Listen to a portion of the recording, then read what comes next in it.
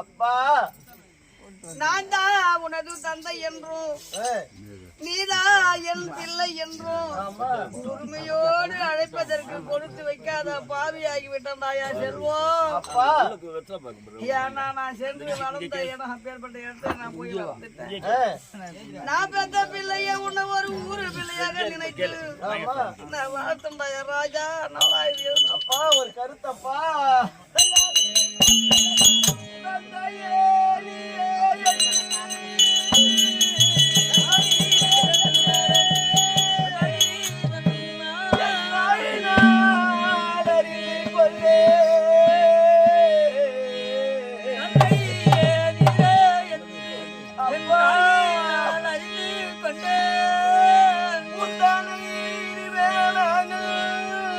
உயிருடன் பார்ப்பதில்லை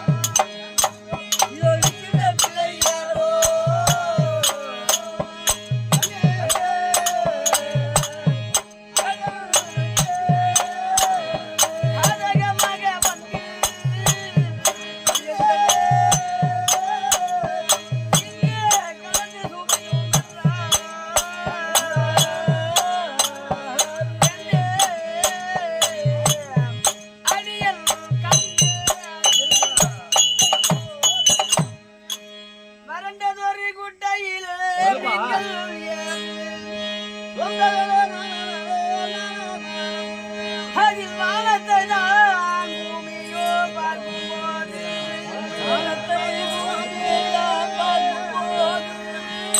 இரண்டுருண்டு மேகமெல்லாம் ஒன்று கூடிக்கிறது.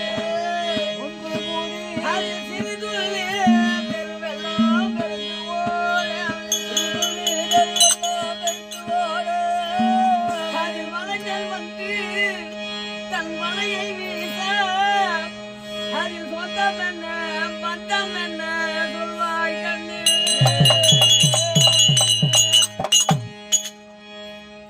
தடாகத்திலே வசித்து வரும்படியான மீனானது அந்த நீர் இருக்கிற பிரியாண்டும் யாது ஒரு குறைபாடு நல்ல வளபடிக்கு சந்தோஷமான முறையிலே ஓடி ஆடி வளர்ந்து வருது ராஜா. அந்த நீரானது வத்தி வர வர அந்த மீன் என்ன நினைக்குதோம், இந்த நீரை இல்லாவிட்டால் நம்ம உயிரானது மாண்டு விடுவோமே, நம்ம மாண்டு விட்டோமே ஆனால் நம்ம வம்சமே அழிக்கிடுமே. உயிரோடு இருக்கிற போதே அந்த மீனானது சேத்தனையை முட்டை வைத்துட்டு மீன் மாண்டு விட்டது. அந்த அரைகுறை இருக்கக்கூடிய சேரு சுண்டி வண்டலோடு வண்டலாக மானத்தை பார்த்து காத்து காஞ்சி கொண்டு இருக்குது. அந்த முட்டையும் சேர்ந்து மேகவர்மனுடைய அழகரத்தினாலே மழையானது வெட்டிட்டு அந்த நீரானது அந்த குட்டையிலே போய் தேங்கிய போது அந்த மீன் முட்டைகள் ஒவ்வொன்றாக வெடித்து மீன் குட்டிகளாக உருவாகி அது வளர்ந்து. அதை பார்த்த சமணவனானவள் நமக்கு ஏற்ற மீன் இங்க இருக்கிறார் எண்ணி சொந்தமா வாளிய போட்டு குடிச்சு போறானா. அப்ப அந்த மீன் நான் நினைக்கிறான், இவ்வளவு நாட்களாக இந்த குட்டிகளே வண்டலோடு வண்டலாக முட்டையாக நம்ம வானத்தை பார்த்து காஞ்சி கொண்டு இருந்தோம். அந்த குட்டைக்கு தான் நம்ம சொந்தம் என்று சொல்வதா? மேகவர்மனுடைய நகரத்தினாலே மழையானது வெட்டித்து நீரினாலே மீனா உருவானமே, அந்த நீருக்கு தான் சொந்தம் என்று சொல்வதா? எங்கே இருந்தவன் நான் வளைஞ்சான், அவன் சொந்தமா பிடிச்சுன்னு போறானே, அவனுக்கு தான் நம்ம சொந்தம் என்று சொல்வதா என்று அந்த மீன் நினைக்குதான். யாருக்கு சொந்தம்னு சொல்ல முடியும்? குட்டிக்கு சொந்தம் சொல்ல முடியுமா? நீருக்கு சொந்தம் சொல்ல முடியுமா? அந்த சமடவனுக்கு தான் சொந்தம் சொல்ல முடியுமா? அந்த தன்மையாக இப்போ நான் தவிச்சு கொண்டிருக்கிறேன். பாவி சின்ன குழந்தையில இருந்து வளர்த்து ஆளாக்க நானே திருதராட்டிதேன். அவனுக்கு தான் நான் சொந்தம் என்று சொல்வதா? மாலை சூடிய மனைவி உனக்கு தான் நான் சொந்தம் என்று சொல்வதா? நம்ம இருவருக்கும் பெற்ற பிள்ளைக்கு தான் நான் சொந்தம் என்று சொல்வதடி கண்ணே பொருளுக்கு. யாருக்குமே நிலை இல்லாத பாவியாகிவிட்டேனே, அடி பொழுதுமே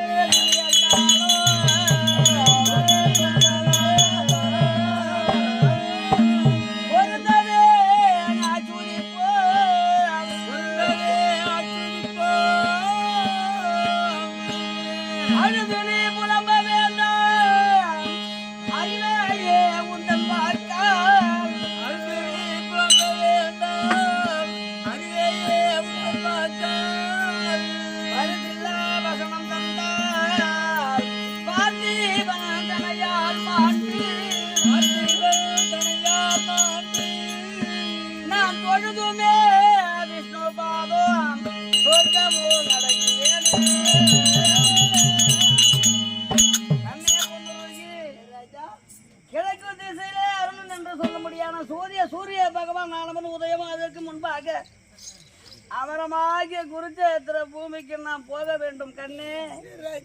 அது ஏன் என்றால் நான் வளர்த்த பாசமானது அண்ணா, நீ எப்படா போய் எனக்கு வெற்றி தேடி வைக்க போறேன்னு துரியோதனுடைய பாசம் எனக்கு கலப்புது.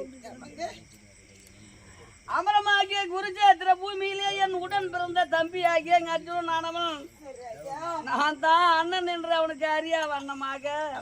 காரணா நீ எப்படா குருச்சேத்திர பூமிக்கு நீ வரப்போற, என்னுடைய பகையை நான் எப்படா தீர்க்க போறேன் என்று அவன் காண்டிபத்த கரத்துல ஏந்தி கொண்டு அவங்க கூப்பிடுறான். என்ன இந்த மத்தியில மனைவியை பாப்பனா பிள்ளைய பாப்பனா கொண்டா தாம்பரத்தை நான் போறேன். கடைசியா ஒரு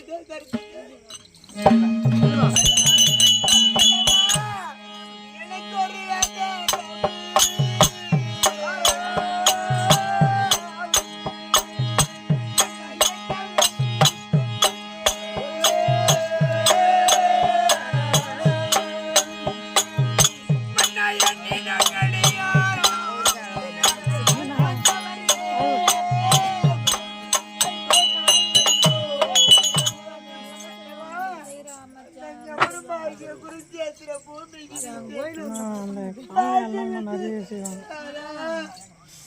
எனக்கும் இந்த பிள்ளைக்கு யாருங்க ஆதரவு?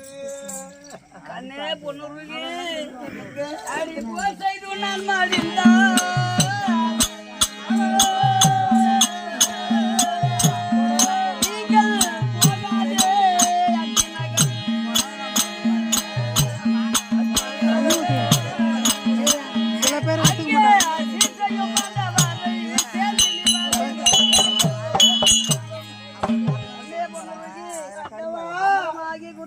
பூமியில சென்று எதிரியாகி எங்கேயும் கரம் பானம் பட்டு அங்கனமே நான் மாண்டு மடித்து விட்டேனே. ஆனால் இந்த செய்தியை கேட்ட உடனே உங்களுக்கு ஆதரவு கொடுப்பதற்காக அவன் வந்து கூப்பிடுவான். அவன் கூட நீங்க போவாதீங்க. உங்களுக்கு நானே கொடுத்தா, நகரை கொடுத்தா, மணிமுடியை கொடுத்தா, ஏற்பட்ட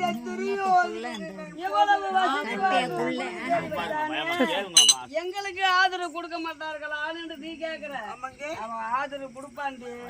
அவன் இருந்தா தானே கொடுப்பான். மூலமே வெண் சமரில் முடி இழந்தோர் கரம் இழந்தோர் எத்தனை பேர் கண்டு ஆளவே போவதில்லை அன்பு மிக்க துரியனோ தம்பிமார் நாளையோடு ஆளவே போவதில்லை மதிக்குல பாண்டவர்கள் அந்த மாயன் அருளால்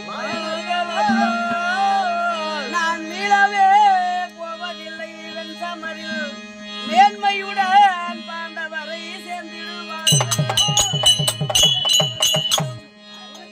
பூமியில இன்று நாம் அடிவது நிச்சயம் என்றால் நாளைய தினம் துரியோதனம் அடிவது நிச்சயம். அதை யாராலும் தடுக்கவும் முடியாது. இந்த ஒரு நாள் அவன் கூட போய் அங்க அனாஜனிக்கிட்ட கடைசி வரையிலும் இந்த பூமியிலே வாழக்கூடியவர்கள் ஐவராஜாக்களும். அது ஏன்னா பகவான் என்று சொல்ல முடியாத மாயக்கண்ணாவும் பக்கம் இருக்கின்ற போது ஐவராஜாக்களுக்கும் எந்த அழிவும் வராது. அதனால அவங்களோடு சேர்ந்து வாழ்ந்துட்டு கொண்டாடுறாங்க. கடைசியா இன்னும் ஒரு கருத்து கேட்குறீங்க.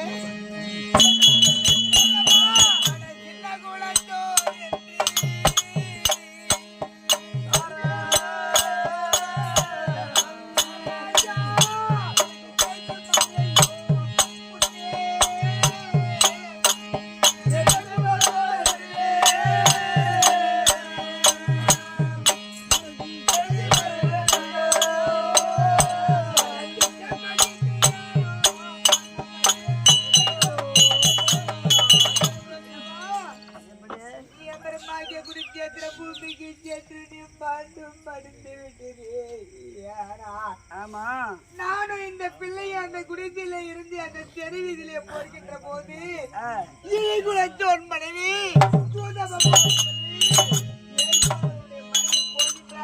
எப்படி என்று தெரிவிப்பாரு. அதனால நான் இழிகுலத்தோன் அல்ல, சூதமகன் முதலும் அல்ல, ஏரோட்டி மகனம் அல்ல, இவர் ராஜாக்களுக்கு சொந்த தாயார் என்று தெரிவிக்கிறேன் என்றால் நாட்டு மக்கள் அறியது எப்படி, வீதியிலே தலை நிமிர்ந்து நடப்பது எப்படின்னு நானும் இந்த பிள்ளையும் இவர் ராஜாக்களுக்கு சொந்த தாயார் என்று தெரிவிக்கிறேன் என்றால் நானும் இந்த பிள்ளைகளை தெரிவிக்கிற தலை நிமிர்ந்து நடத்துறேன்.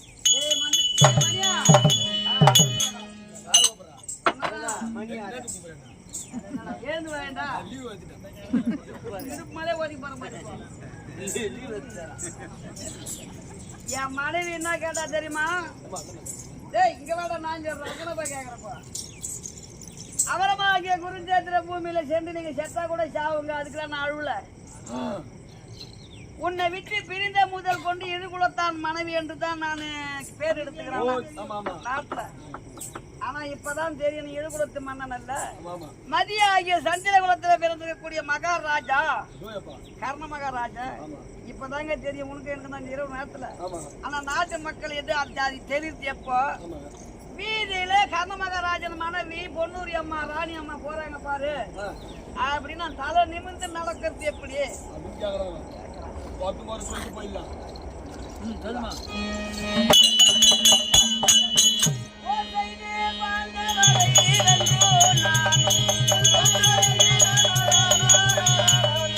புகழுடனே அவர் வேணோ தெரிய தெரியாதந்த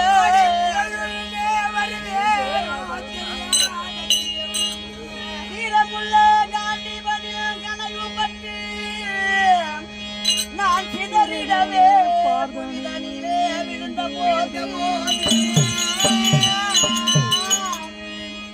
சூரசேனல் ராஜன் என்ற புதல்வியான சொகுசான என என்ற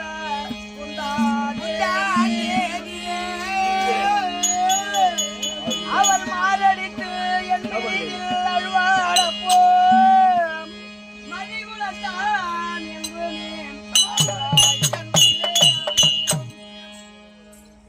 அவரமாகிய குருச்சேத்திர பூமியிலே நான் மாண்ட போது என்ன பெற்ற தாயாகிய குந்தமாதேவி அனவல் ஓட்டோட்டமாகத்தானே ஓடி வந்து முந்தி பிறந்த மகனே கர்ணா என்று என்னை தூக்கி அவளுடைய மடி மேல வைத்துக் கொண்டு மாரடிச்சு நான் உட்காந்துருப்பாங்க.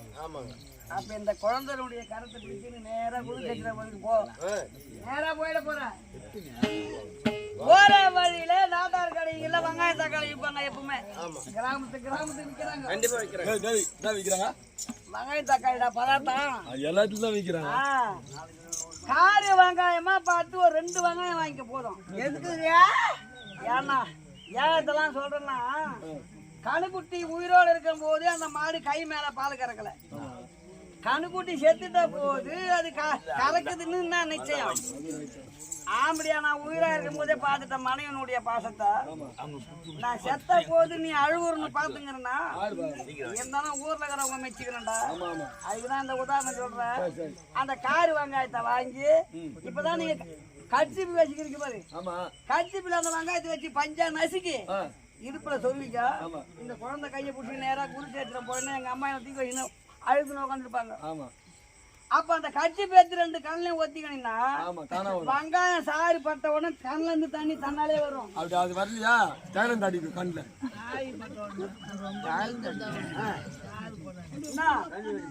உன் கண்ணுல வர கண்ணீரை பார்த்து என் தாயாகிய குந்தமாதேவி கேட்பாங்க.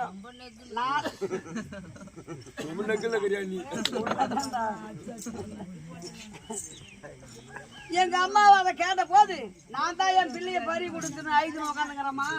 நீ யாருமா இங்க சின்ன குழந்தையோட உட்காந்து நின்னுக்கு ஐதுங்கிறேன்னு சொல்லிட்டு எங்க அம்மா உன்னை கேட்பாங்க. அப்ப சொல்லு இந்த உண்மையை. மாண்டு மடிஞ்சிருக்கக்கூடியவரோ என்ன மாலை சூடிய மன்னவர் எனக்கு அவருக்கும் பிறந்த குழந்தைதான் இந்த குழந்தை அப்படி என்று இந்த உண்மையை அங்க சொன்னா ஆட்டுக்கு சமமாக நான் உயிரோடு இருக்கிற போது ஐவராஜாக்களுக்கு பகையா இருந்தேன்.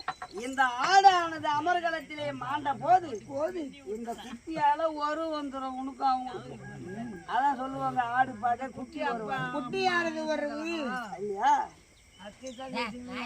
என்னண்டா இருந்த இந்த மின் கோபமோ விதாசு கோணமோ அங்க இருக்க கூடாது. 5 பேர்களும் 5 கோணம் படைத்தவனுங்க.